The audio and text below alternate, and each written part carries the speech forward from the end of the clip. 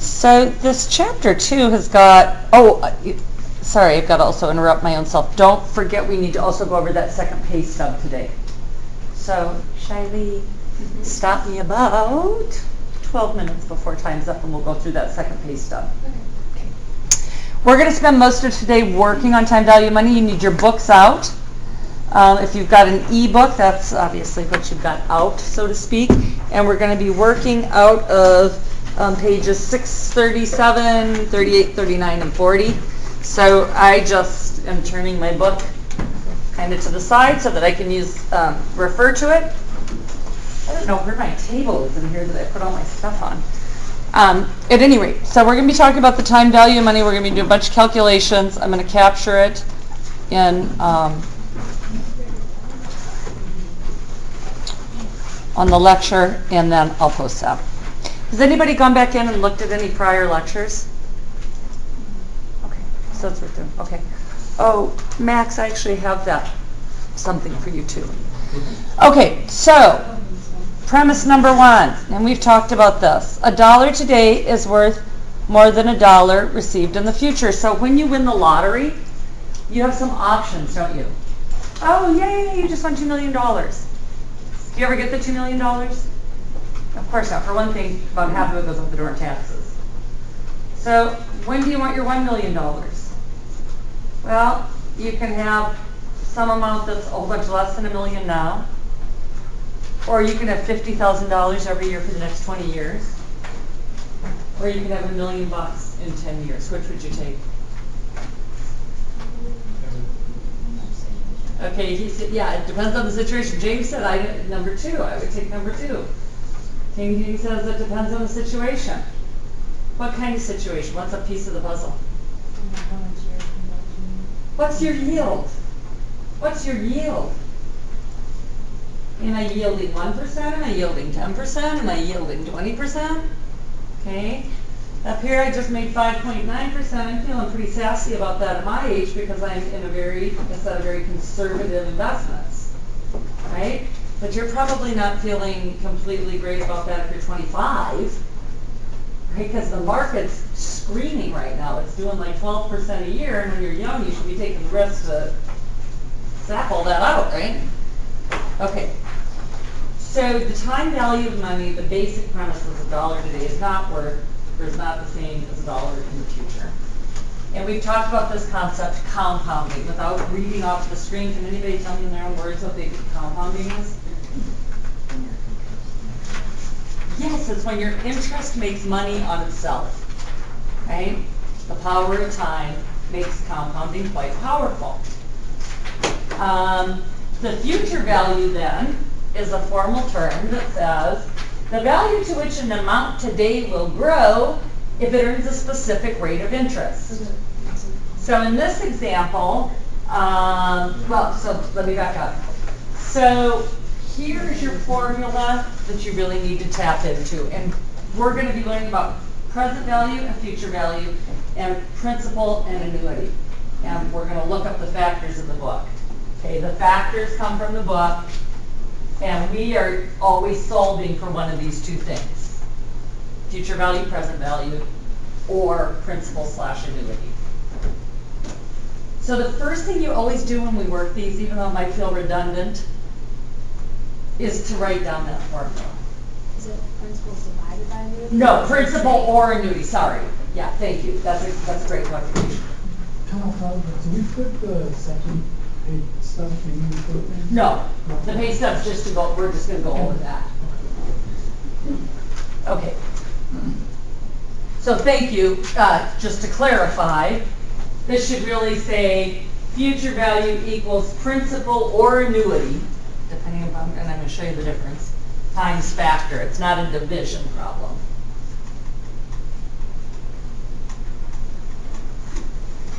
So what is principal again? What is principal? That's something we invest. In our book, it's called a lump sum. One amount, lump sum.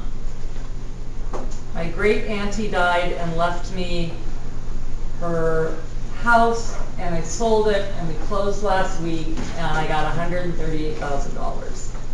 That's a lump sum. As differentiated from an annuity, and in case you haven't noticed by my grading, I'm a stickler for spelling, okay? You need to be able to spell these business terms. An annuity is a periodic payment of the same amount of money in equal time periods. So it's a periodic payment of the same amount over and over and over. I put in $356 into my 401k every month. That's an annuity. Or I'm retired now and I take out $2,126 every month from my retirement fund for my income. That's an annuity. Or my boss puts $250 a month into my HSA. What is that again?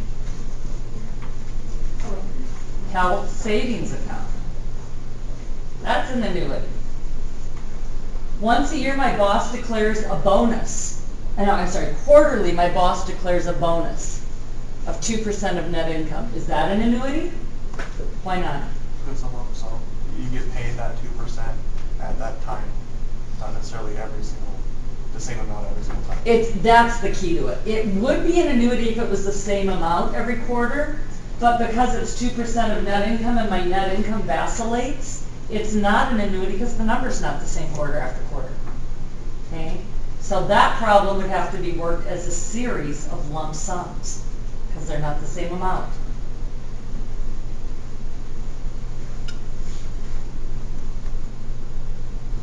So my question now is, what am I going to have at the end of 3 years if I put in $1,000 now, and then $1,000 in a year, and then $1,000 in another year, and I have it in my account and it's earning 10%?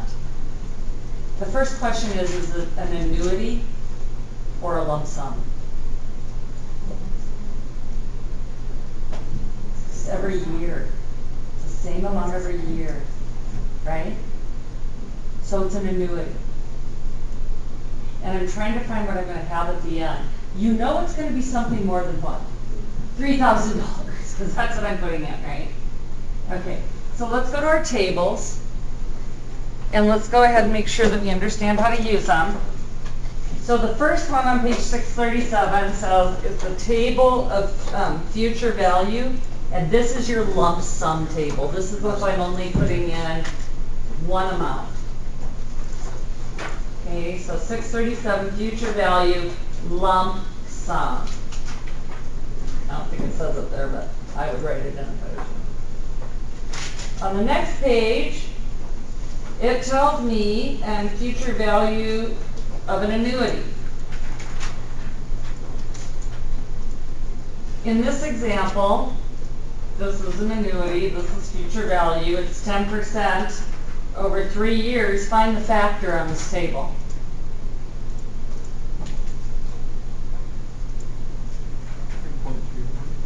Yeah, 3.31. So the first column says periods. So I go down to 3, and then I go across to the 10%. So what is that? That's the factor. So the question was, for anybody listening, is what does that 3.31 mean? So we're on page 638. We go to period 3, across to 10%, 3.31, and we're back up here, you guys, on this calculation.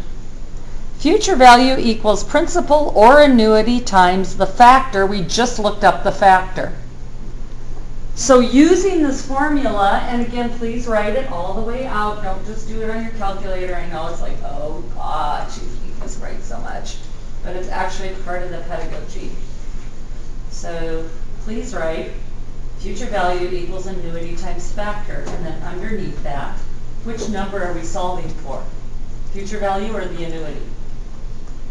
The future value. So future values are X, essentially. So just humor me and write it out and tell me what you think I'm gonna have at the end of 3 years.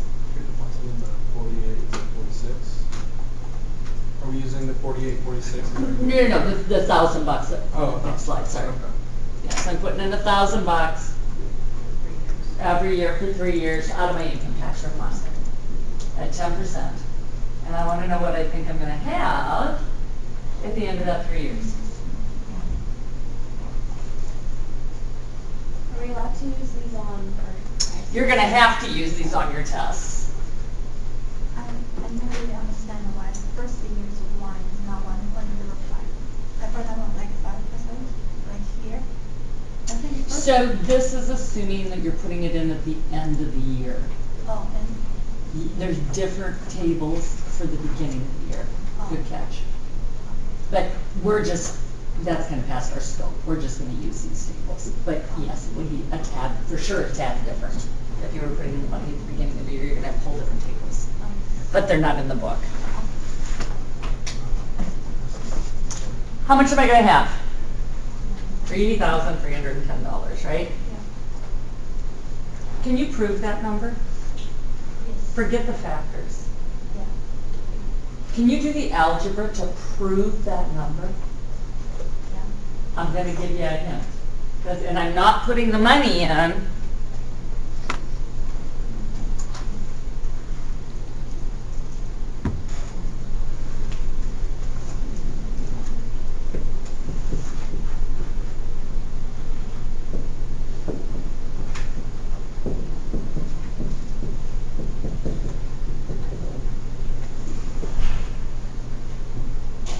I'm making 10%, right? Yeah. I wonder if this is correct. Okay, so what do you think I'm going to have before I put in my second chunk of $1,000? 600. Okay, so let's do this calculation. Interest equals what times what times what? School times time times rate. Principal times rate Add. times time. And time is always something divided by 12. It really is divided by 365, but we're going to kind of simplify it right now. And in this case, it's 1 year, so it's just 12 12s. But get in the habit of writing your time. Always start by making your T something divided by 12. Like calculating interest for 1 month, 3 months, 5 years, in which case it's 60 12ths. And again, I'm trying to simplify this so we have one calculation that works over and over. So principal of $1,000 times rate of 10% times 12 12ths. Hopefully you don't even need to write that out. How much did I earn in that first year? $100. So now I've got $1,100 plus the new $1,000. Now figure out what my interest is for this year. 2100. Mm-hmm.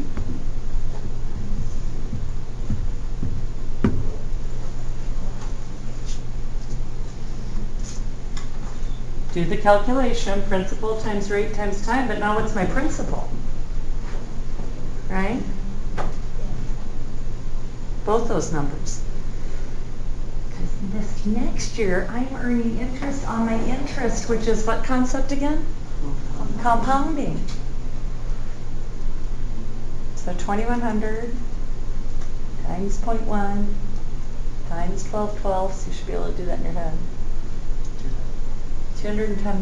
So now I've got 1,100 plus 1,000 plus $210.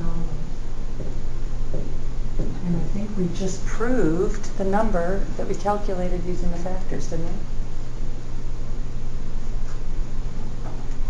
we? Okay.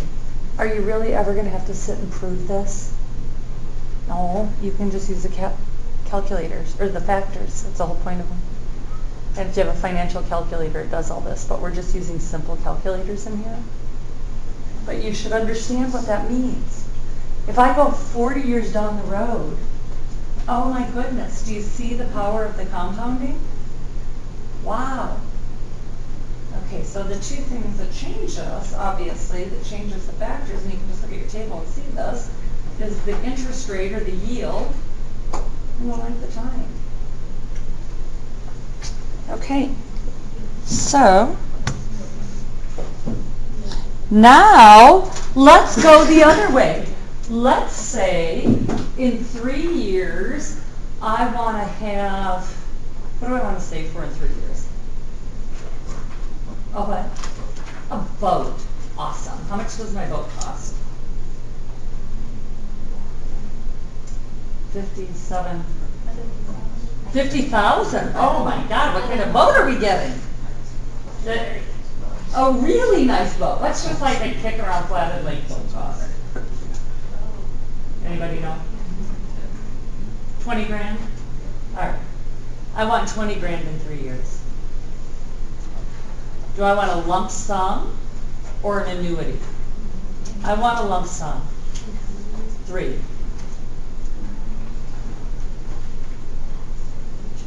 So what I want to know, let me back up. I'm sorry. Yes, I want, what did we just say again? $20,000 in 3 years. I've got two choices. I can either put away a chunk of change right now and let it grow. But for most of us, that's not realistic, is it? For most of us, we have to save for stuff, periodically. So I want to know how much you think I need to put away every year to get my $20,000 in 3 years, and what percentage? 7%.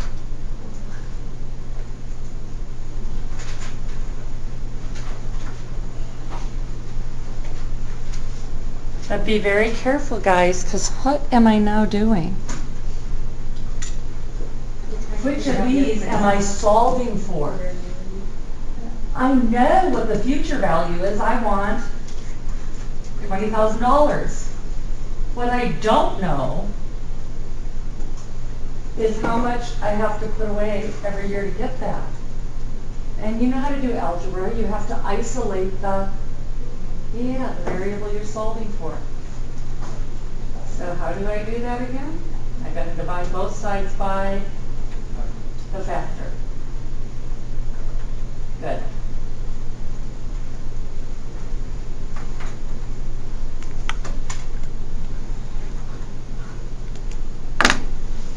Let's see if we can figure this out.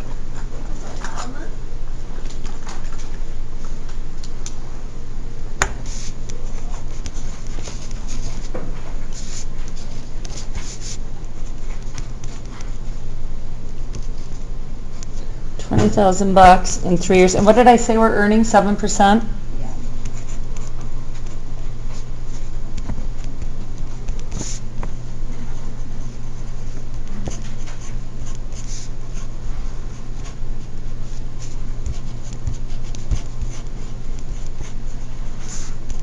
Okay, so I'm just manipulating, right? I've got to put my variable, which I'm solving for, which is the annuity, by itself.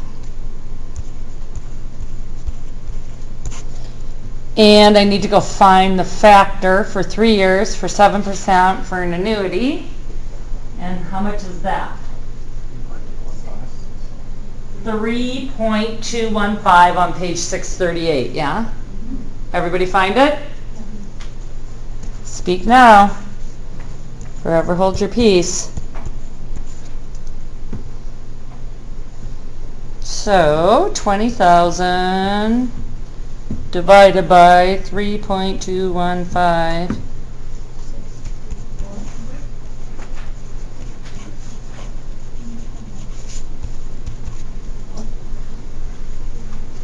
What's going to happen to that number if I'm going to take some risk and put my money in the market and try and get 11% of it? Huh? Yeah, it's going to go small. It's going to get smaller. Okay, so then you got to wait you want to get that enhanced yield by taking that increased risk and maybe not get your boat at all. If that's too much money and you're not so I don't have $6,200 extra dollars a year. I can tell you that because I divide by 12 in my head and see that's $500 a month. Right? Boats are so impractical in Montana. You got to insure them, and you got to haul them, you got to put gas in them, and you got to store them somewhere, and you got to pay property taxes on them. And then a frickin' 4th of July weekend, inevitably the thing won't start, and there's not a boat mechanic on the lake that you're going to get until August. And then, oh God, it's time to pull it. Ask me how I know all this. It's a ridiculous thing to own in Montana. If I don't think I'm going to have $500 a month to put away to save a boat, save for a boat, and I don't want to take the increased risk of getting a higher yield, what's my other option? Save for a longer period of time. Save for a longer amount of time, or buy a cheaper boat. Or actually more practically, in Montana, boat sharing is a really practical thing to do. Like we go in on a boat together and pick our days of the week and do our vacations around it. Anyways. Okay. What's a common thing that people do that's wrong when they work these kinds of problems? Oh, I want to have 20 grand in 3 years, so what do people just do? They just divide by 3. Why is that wrong? Because it's not taking into consideration the, go ahead. Interest. The interest or the compounding. Okay, super common error. Or, I want $600,000 when I retire and I'm 25 years old, and I'm going to retire in 40 years. Let's do the difference. Let's figure out. So let's say we're all 25, and let's just cogitate on that for a moment. Yeah, 25-ish. And we want to retire at 65. And no one's going to get any sort of a living on 600 grand. We need $1 million, and we have 40 years to save it. Okay, do it the wrong way. Before you were in this class, how much would you think you needed to put away every year? 25 grand. And then do it the right way. And let's use what the Standard & Poor's, which is a broad-based market metric, but it's done over the last 100 years. What do you think the market has done with all the ebbs and flows and dips and fluctuations on the average over 100 years? Guess. 2%, 20%? 7 is correct.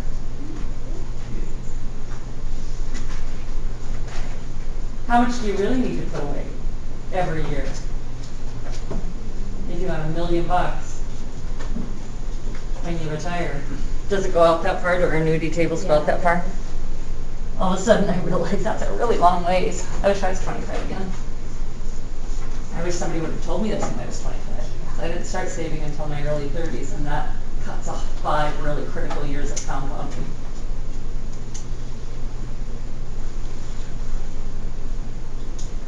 Just over $5,000? Wow. That's a heck of a difference, huh? I want $1 million, and I've got 40 years to get it.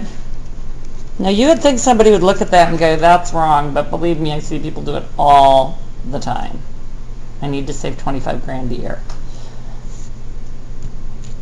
I want $1 million, and I need to know what X is, and I'm going to multiply by the factor at 7% for 40 years. My God, look at that factor, 199.635.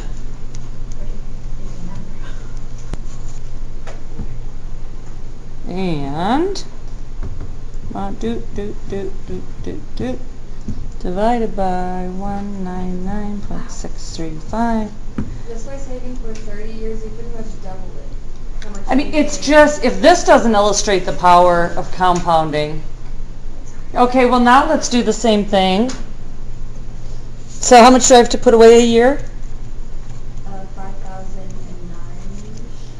God, you guys. Divided by 12 months.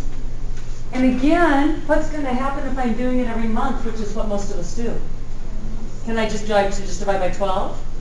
No, because it would be compounding every month. So it's going to be some number less than $400, isn't it? And it's a little above our scope how to take these and put them to monthly, but I can eyeball that and tell you it's about $300 a month. Now I'm getting a weekly paycheck. That's $75 a week, and I can be a millionaire. Holy crap. Power of the people, right? Okay, what happens if I don't start saving until I'm 45? Tell me the difference. Let's just do it.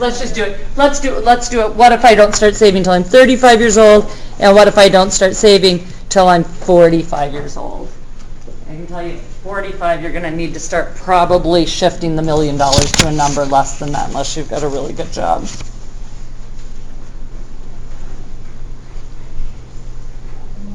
Do we have numbers for that? Yeah, we do.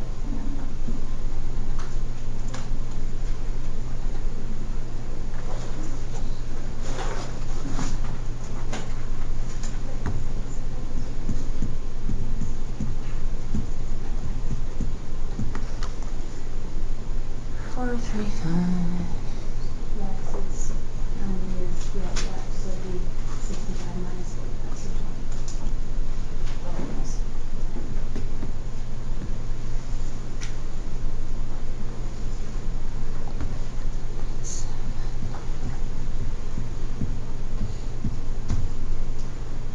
20. No, 7. Oops. Wow.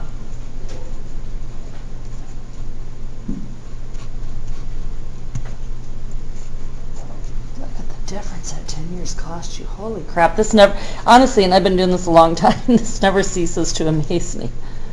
Right? You've got to increase $7,600 a year. And honestly, Wait, what factor did you use for that? I used, oh, you know what? Sorry, did I use the wrong one? I think I used the 6%. 94.461. Did you use 94? Yeah. Pardon me, 10,586.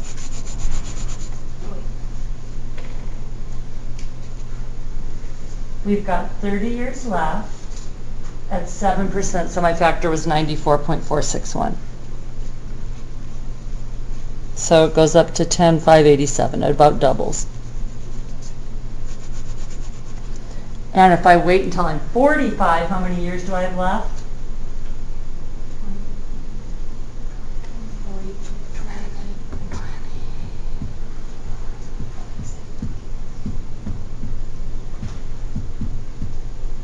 20. Yikes.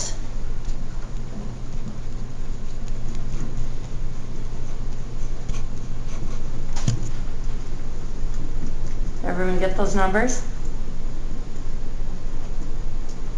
How come you're not all like, oh my God, I never knew this? It's one of the pivotal takeaways of this class. Okay. Future. But $1 million is an ambitious number. But it's not so crazy. Why is that not? I mean, it sounds like a crazy number, but why is it actually not crazy? There's a couple reasons.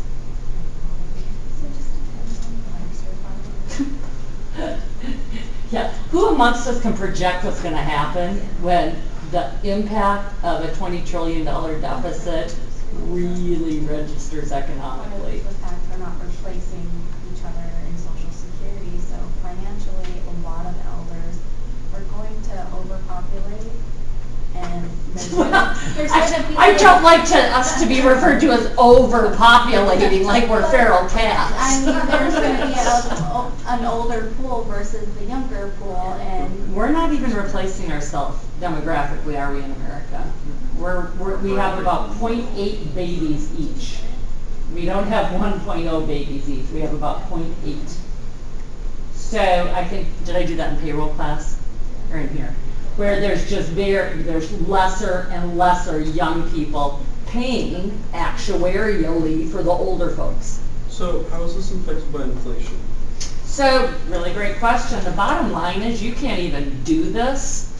So are you really, let me back up a second. Are you really yielding 7%? Of course not, because your cost of living is going up 3.2%. If you live in Missoula, it's probably closer to 10% if you pay rent or do anything other than have a locked-in mortgage, in which case they're just getting in the shorts with your property. Well, if I could do that, I would have a crystal ball, and I would make a lot more than I do teaching community college. So the question is, are you going to help us figure out how you really can assess what's going on? And it really is a big question. Honestly, I sat down and did just my retirement projections, which are 6 years out now. And like one of the biggest things is Social Security when you retire is a moving target. It used to be 62 full retirement. And then now it's 60, now it was 65 full retirement. Now it's 67. So I can't even really plan for myself. I can look out here and say I'm older than anybody in this room with any sort of authority. Because I don't really think when I turn 67 I'm going to get my full Social Security. I really don't. So to look at somebody who's 20 and say, let me help you figure out how you're going to get to some magic number. Well, I don't think Social No. Security is going to be available for us when we get there. So that's a really good question. So we're getting a little off track, but what do they tell you, just rule of thumb, when you retire that you're going to need as a percentage of what you were earning when you were working, and why? So like say I make $5,000 a month now. Am I going to need all that when I retire? Why not? Like what things go away? Depending upon what type of job you have, obviously. Go ahead. Mortgage, car payment. Hopefully your house is paid off. Hopefully your car is paid off. If you've done good planning, you are no longer paying for your home or your car, but you still have to pay for property taxes and insurance and repairs and maintenance, right? You know, a roof sets you back $15,000. So you've got to have some account, even in retirement, that you put away X a month into repairs and maintenance for your house. Even though you're not paying those anymore, are you going to be paying more in insurance if your company covered it previously? Your health costs are going to be, so everyone's like, oh, you go on Medicare. Whoop-de frickin' do. I mean, it's not nothing, but it's not like, oh, no problem, I'm going to get my glasses and my teeth and my prescriptions and my physical therapy and my naturopath, and I'm like, oh, my marriage is falling apart, I need a counselor, because they're both sitting looking at each other 24 hours a day. I mean, that's not all getting paid for. So your healthcare costs, you really have to take a really hard look at that. Well, that's where a lot of people lose all their assets too, is one of their partners get terminally ill and then it just... Oh, or what about the greatest fuck you of all times? It's like, oh, I forgot where I put something. Oh, I found it in the fridge. Damn, that's early onset. And you're going to be in Alzheimer's care. Your body doesn't deteriorate. You just think you're 3 years old again. And so you've got to take care of you for 25 years. That's $7,000 a month. And How do you protect yourself against that? What do you buy? insurance. What's that called? Go ahead. It's not actually disability insurance. That's for another. That's a whole nother. That's just like, oh God, I went ice skating. I thought I was Dorothy Hamill, and like I fell down and broke my back, and now I'm a quadriplegic and I can't work anymore. That's disability insurance. It covers my income. Long-term care insurance is what covers you for when you find your car keys in the fridge day after day. It's not funny. That, or they put it on your children. I heard that at a certain age, like if they can't care for themselves, that you become responsible for the parent if they were not old enough to get on Medicare or any kind of insurance. I think that's a fallacy. Did you guys hear what Gabby said? Like, That would be, and what if you really hated your mom? well, yeah. So she said, I heard somewhere, and this is always, not to, I'm not making fun of you per se, but a tremendous amount of conversations that I have with like tax clients or finance clients start with, I heard, or my buddy told me, or, you know, and it's like, so what she was saying is that, oh my gosh, she heard that at some point maybe a child would be responsible to take care of the parents. And unless there's some sort of weird family trust. I can't think of an example where that would happen. But what does happen? Well, sure, you do end up taking care of them, but say that you know, maybe you don't have any kids, or you don't have a relationship with your kids, or, yeah, and do you go into the nice flop and buff nursing homes that the 7, 8, 9, 10 grand a month buys you? No, you're shuffling around in your jammies with your robe dragging behind you, okay? So long-term care insurance is a huge part of financial planning. How much is that? So long-term care insurance, the earlier you start paying for it, the less it is forever. So my husband just turned 55 and I just turned 58, and we really should be paying for it right now to the tune of about $400 per month per person. Holy crap. $800 a month, $9,600 a year. But once you start finding your car keys in the fridge, you can't get it. So, like, do you give up vacationing so you buy long-term care insurance? Or do you say, like, oh my gosh, you know, it's going to be broke unless you are really extraordinarily wealthy. And you can do the math, how long's $1 million going to last you when you're paying $100 grand a year for Alzheimer's care. So, this wasn't supposed to be depressing. This is supposed to be hopeful, but look how you get $1 million if you're 25 years old. You save this. Okay, and the odds of that are, you know, I mean, that's obviously is not common. Okay, let's look at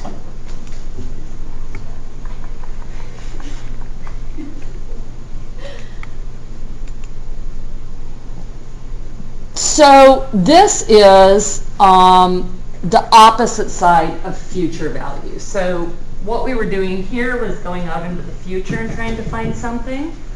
Present values exactly opposite. So it's taking a number and trying to discount it back to today.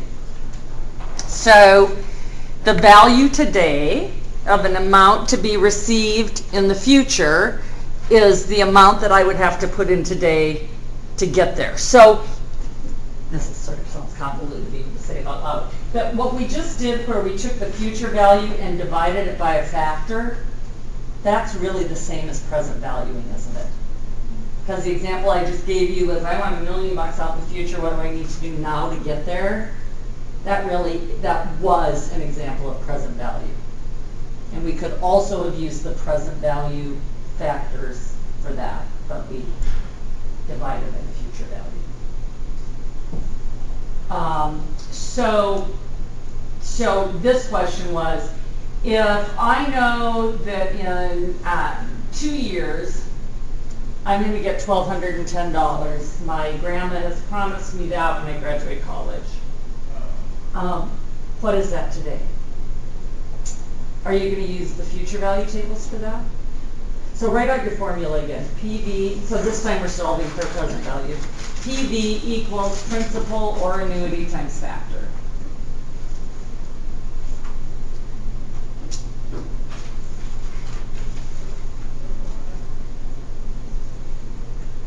And I'm trying to figure out what's that worth today. So where's my X in that formula? What am I solving for? The present value or the principal / annuity? Yeah, I'm solving for the present value. So X equals something times the principal times a factor. And now we'll look at the present value tables. So they're set up just like the future value. The first one on page 639 is present value of a lump sum. And then the one on page 640 is present value of an annuity. What would be an example of an annuity present value? I'm going to get $1,210 every year from my grandma. And I want to know what that is in today's dollars at a certain yield.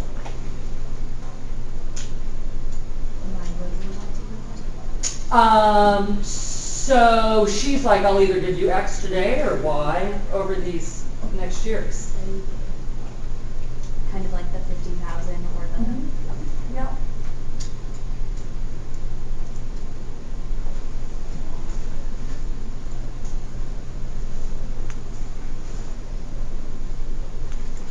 So I'm on page 639, 10%, 2 years. My factor's 0.826. All right, let's look in our book and do some of the problems of the homework, because I'm going to have you jam out some homework on these from the book for Thursday. So let's turn. Do you feel like you've got the basic concepts here? Okay. Let's turn to page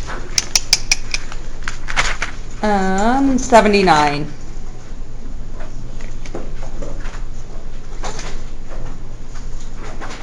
And I think just in the interest of rather than leading you through all this, because some of this is, let me just, so page 79, we're going to work through number 8. No, this is just for illustration purposes still. I'm going to see how far we get and then I'll send homework. So, but what I want you to make sure that you can do is when you look at your answer, it's reasonable. Okay, so future value's got to be something more than today. Present value's got to be something less than tomorrow, right? So let's just read the first one and write the formula down, and then I'm just going to let you kind of work the first 3 and walk around and help you and see if you need anything so that I feel comfortable that you're able to work the homework. So we always start with this, right? Present value or future value equals annuity or principal times a factor. So you always start by writing that down and then figure out what it is you're doing. Like, is it present value or future value? Is it an annuity or a principal? Are you solving for this part of the equation or this part of the equation?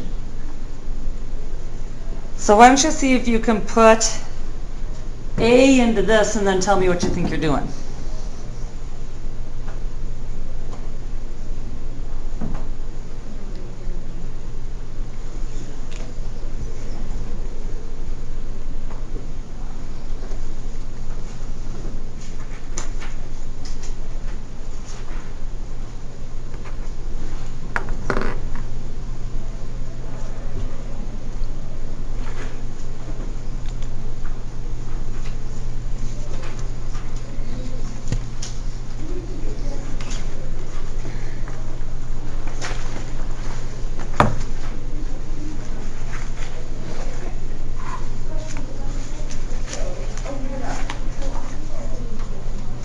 Present value or future value?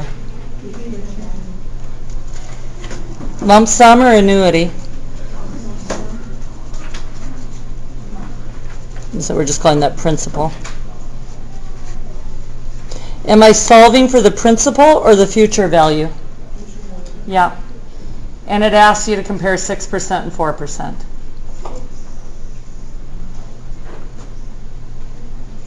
All right, how much are you going to have if you save 6%, or if you yield 6%,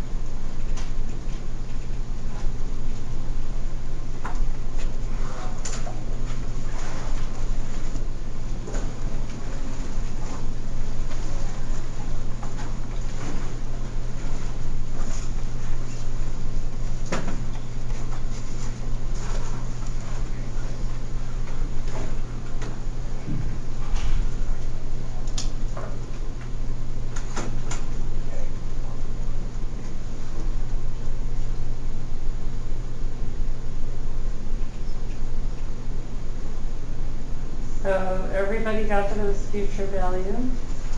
Everyone got that it was a lump sum?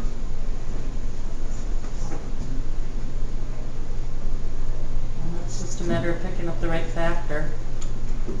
And your answer should make sense. What's a reasonableness check on this? Future value should be more than your. Yeah, and the 6% should be more than the 4, right?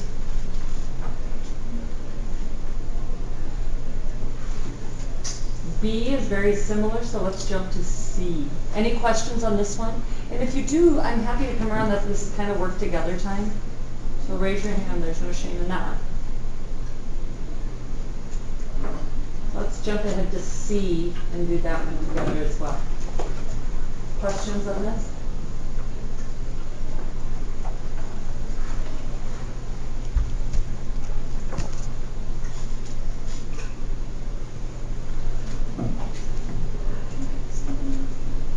So I mixed up the pages.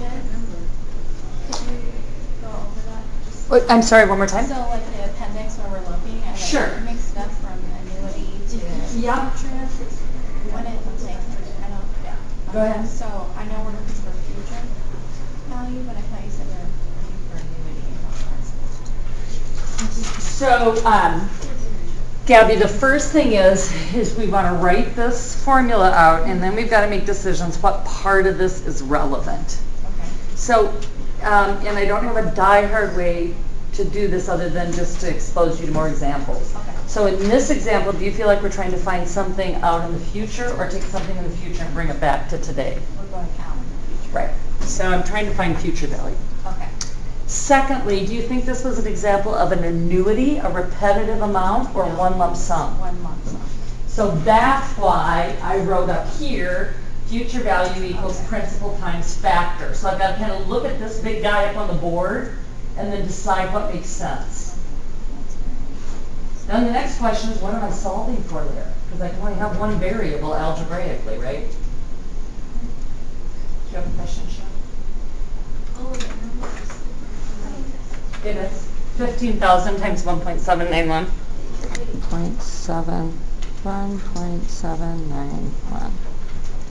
2686. Oh, 5. Sorry. And the other one's in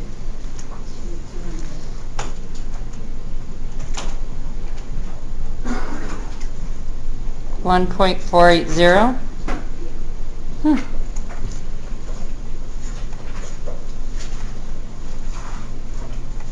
Okay, do the same thing with C. Write out this formula in the way that you think it shows what you're trying to solve for. I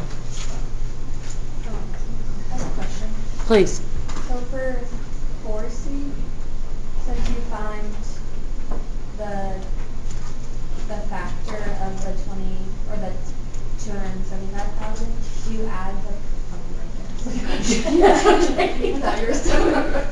the principal that you get plus that? Because it says how much will it cost in 10 years?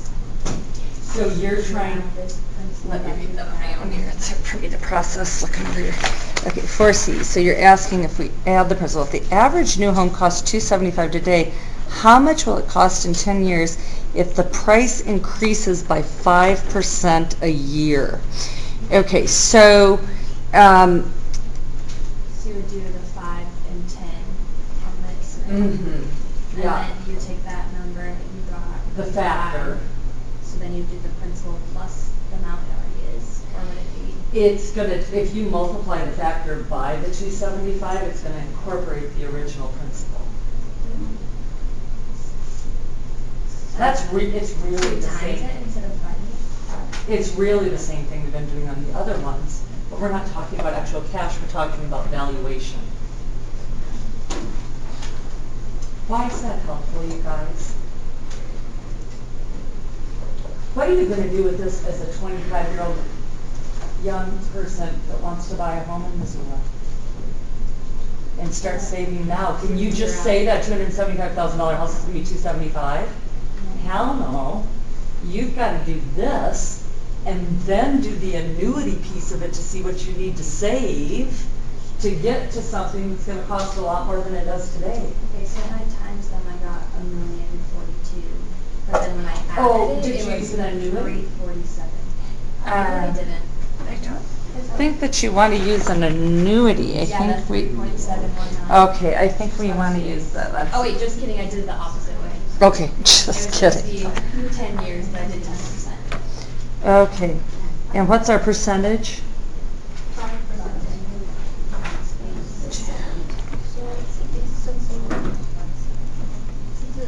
So this is actually the same problem again.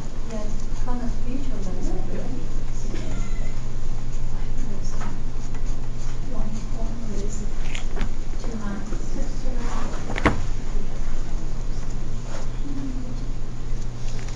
So that house is gonna be, gosh, that's depressing.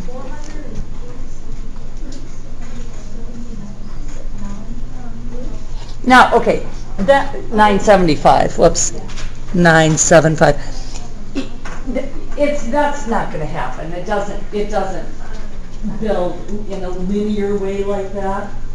But neither can you plug in 275,000 and save for that and think when you get 20% of that number that's what the house is going to cost when you get to 20%.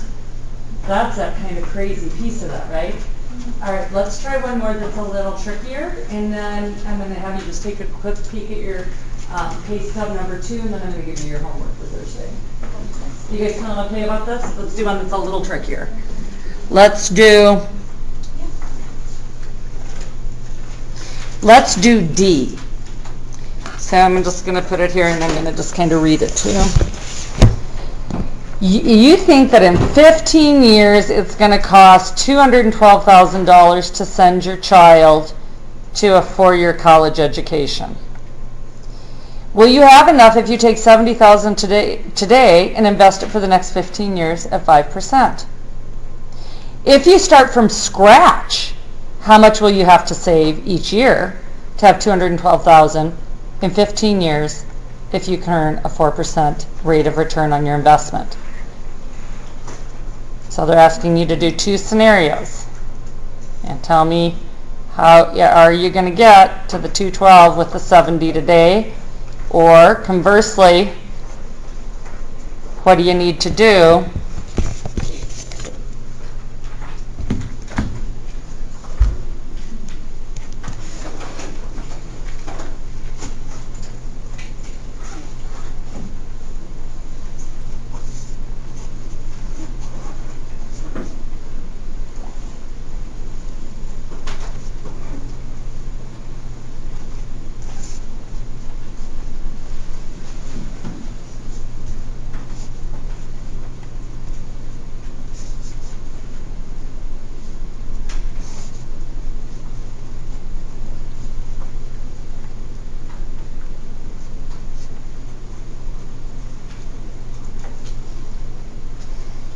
what have they got? 15 years at how much?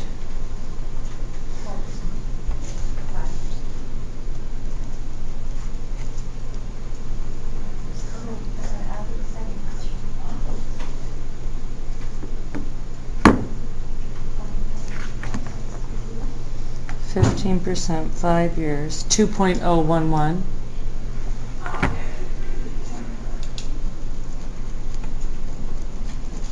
Is that what you guys got? 2.011. 2.011. No, it's 70,000 times 2.0. Oh, 079. Yeah, that I don't know.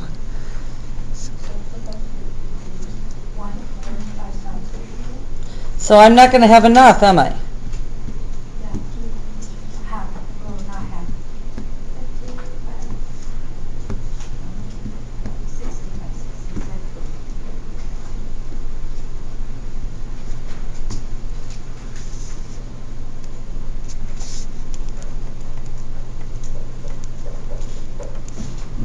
So then in the second one,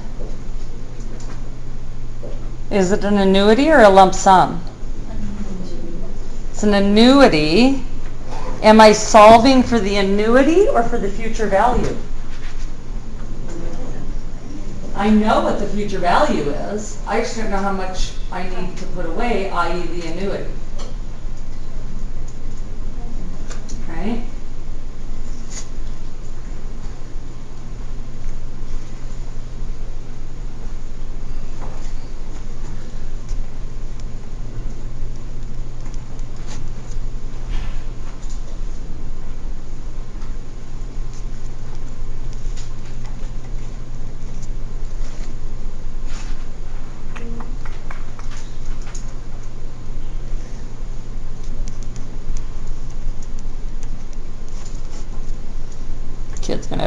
myself to college, I can tell you that.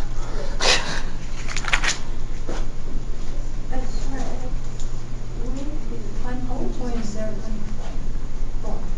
One more time. I think this one, number 2 is 4%, and the 15 years is 1.2. 15% per year.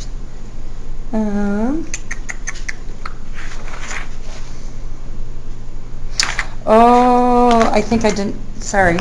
15% on the annuity, for 15 years 4%. at 4%. 20.024, what did I write down? Oh no, I've got it.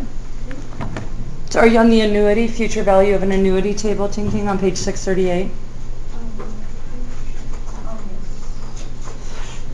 Okay, I think is everyone okay with this? I think if you can do 9, 10, and 11 for Thursday. On page 80.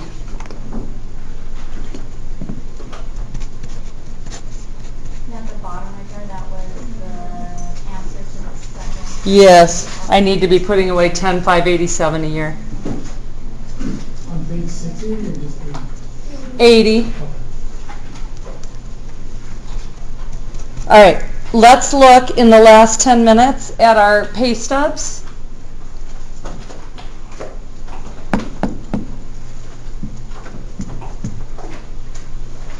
We're also going to start, so we're going to not spend very much time at all on Thursday on Chapter 2. We're going to just put a quick wrap on it. And then we're going to start on Chapter 3, which is taxes. So exciting. Okay. Number 2, pay stub 2. This is just completely in addition to the book because I don't have anything in there that you can practice pay checks, so I thought it was important to do this. Teen was the gross, right? How many hours did Sammy work?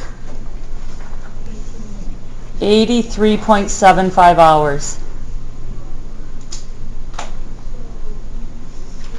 Right? She got paid for 2.5 hours of holiday and 81.25 hours of regular pay. The ones that have additional calculations I've kind of done over here. Go ahead. Don't you have to take into account overtime? They didn't have any, they just had holiday and regular. Okay, I thought even on holidays you got bonus pay for working on holidays. You could. Depends on what. Yeah, you might. Does your employer even have to pay you for holidays? No. Not required by the Fair Labor Standards Act. If your boss is like, oh, every Thanksgiving, and your check's 32 hours, sucks for you.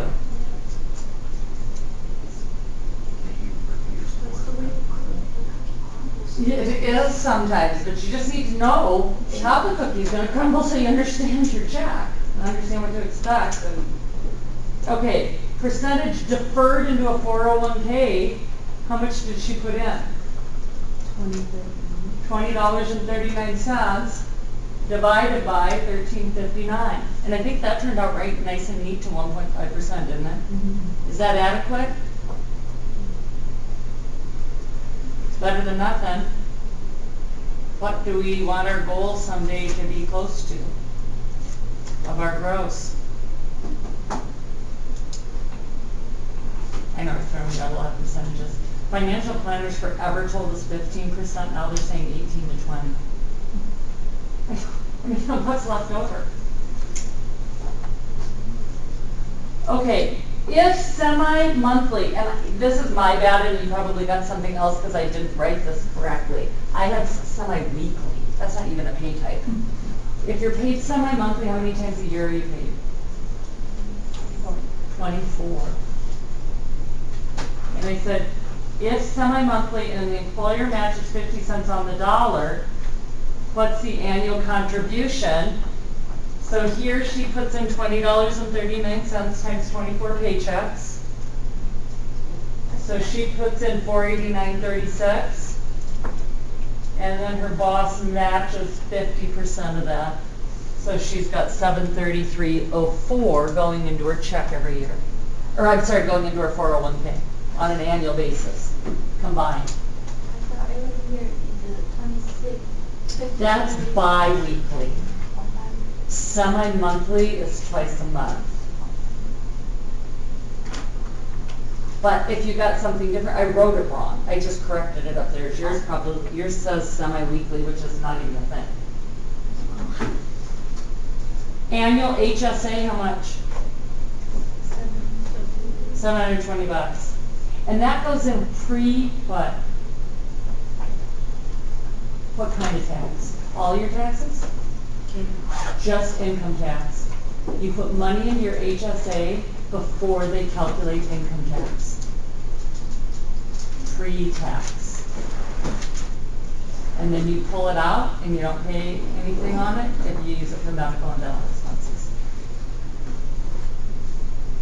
3.9% into state income tax. Really the only tricky thing here was you had to figure out the net paycheck, didn't you? How'd you figure that out? Yeah, your gross minus your deduction. So I grossed, whatever that number is, $1,359.27. I took out my $364. So here was my net check. And $994.99 is, whatever that is, 73.2% of the gross. And premiums, I just went down the list of deductions, and the person's putting in all, health and dental and vision. Do you not consider Medicare and Social Security premiums?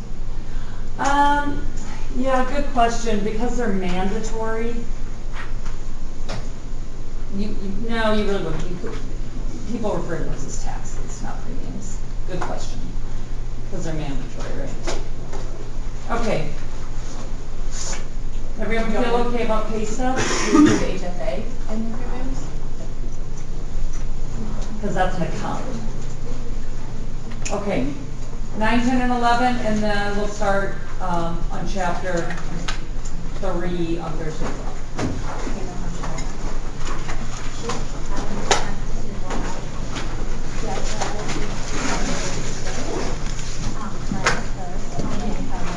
Hey, hon. I am just finishing up class. Give me about 5 minutes. I'll call you back. Okay, love you too. Bye. Can I take a look what page 80? Because I have a book, I don't have page numbers. These. 9, 10, and 11. Okay. Yeah. Good. And it's called... Oh, did everybody hand back in the cash flow budget? Thank you. Yeah. Let me take a look, James. I was not here Thursday. Yes, I know. I might not be able to turn it in, but is it possible I could still get the cash flow project? It's on. Yep, it's on the. It's on Moodle. I watched the lecture, but I wasn't sure if I was supposed to have a specific